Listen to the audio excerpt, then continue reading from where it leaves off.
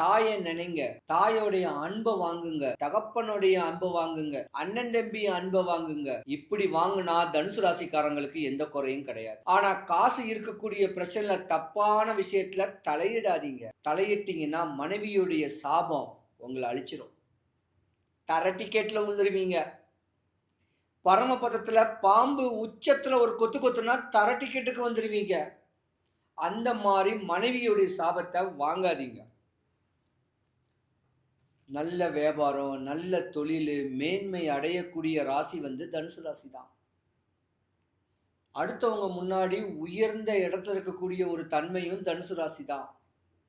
தனுசு ராசியில் இருக்கக்கூடியவங்களுக்கு தன்னுடைய தம்பி உங்களுக்கு ஆவாது. உங்க கூட பிறந்த தம்பி ஆவாது. அவருக்கு ஏதாவது ஒன்று நடக்கிறதுக்கும் வாய்ப்பு இருக்கு. அதனால அண்ணன் தம்பியா அரவணைச்சு வாழுங்க. சொந்த பந்தத்தோட சுகபோக வாழுங்க. இப்படி வாழ்ந்துக்கிட்டு இருந்தீங்கன்னா சினிமாக்கே நீங்க ஃபைனான்ஸ் பண்ணலாம்.